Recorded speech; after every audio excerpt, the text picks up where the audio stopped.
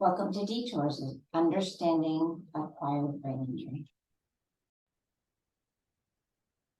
So yeah, that's the kind of stuff when dealing with family and those kind of challenges are definitely always it's like the hardest ones to deal with, is like when dealing with moms or dads who also, there are a lot of like parents who, have a really devil of a time dealing with you if you have a brain injury too. Um, Even my dad didn't know what to do with me after. I mean, he helped me, he loved me, he really took care of me, but he was like, I didn't know what to do with you. I mean, he didn't tell my brothers either what happened because he was like, I wasn't sure if you're going to end up in a nursing home. And he said, because all the experts told him that's what was going to happen with me. And so he wasn't sure what he was going to have to do with me. You do remarkably well, it seems. Huh? I'm not one to judge, but you do remarkably well. Thanks. How about you? I feel like I do pretty well. I mean, yeah, you do. pretty darn well. I don't know exactly. So, how were things with your parents after your brain injury? My parents have passed, and so. Did they die after your brain injury? Yes, they did. All right, then how did they deal with you when you had your brain injury? How are your relationships with them? They did. Well, my mother was nervous, and my mother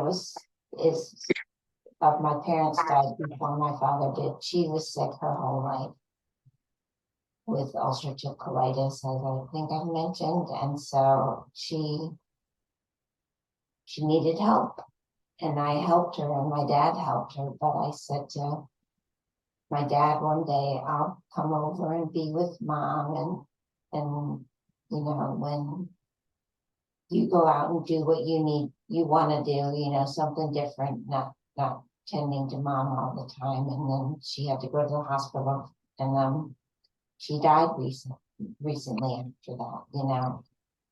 So would you say your relationship was She had better? aneurysms and such. Was your relationship better with your parents after your brain injury? I wouldn't say it was worse, but it wasn't better.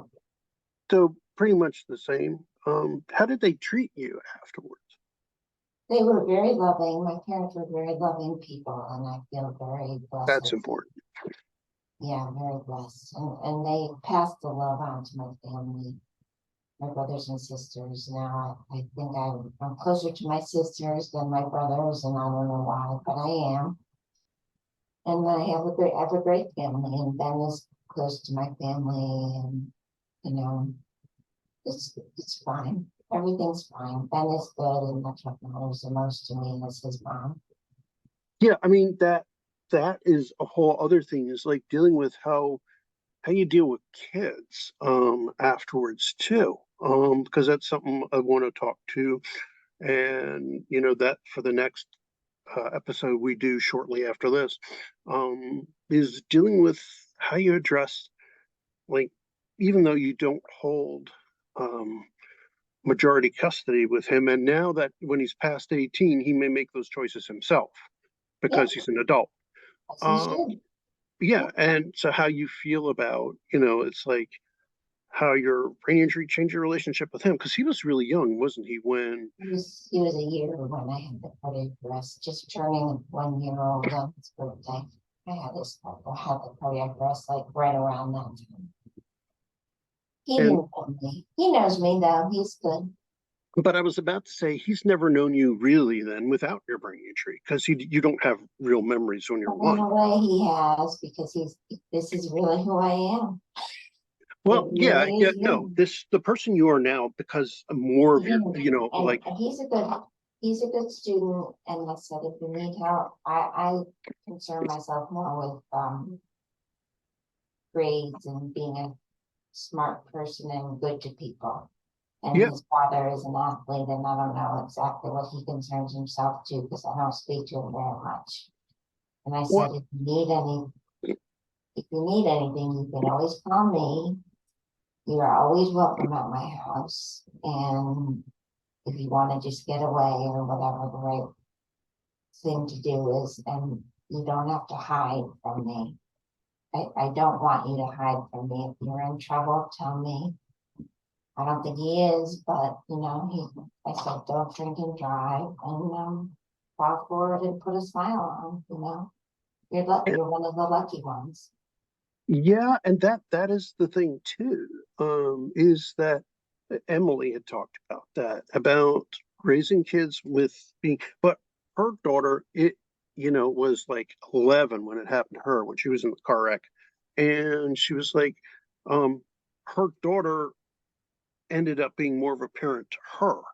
And so it's different because you maintain that parent role because as you said, this is how I am. This is who I am and always have been.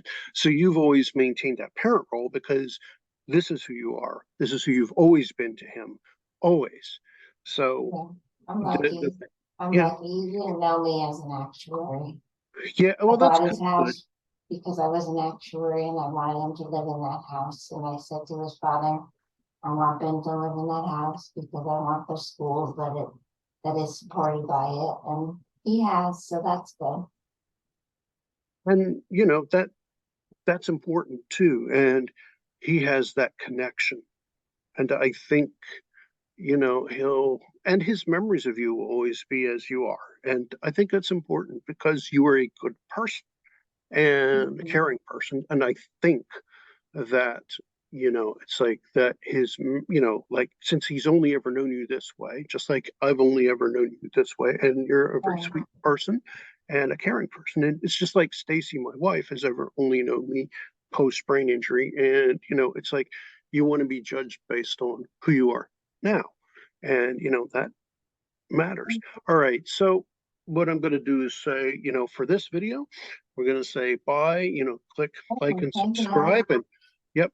Please click like to subscribe.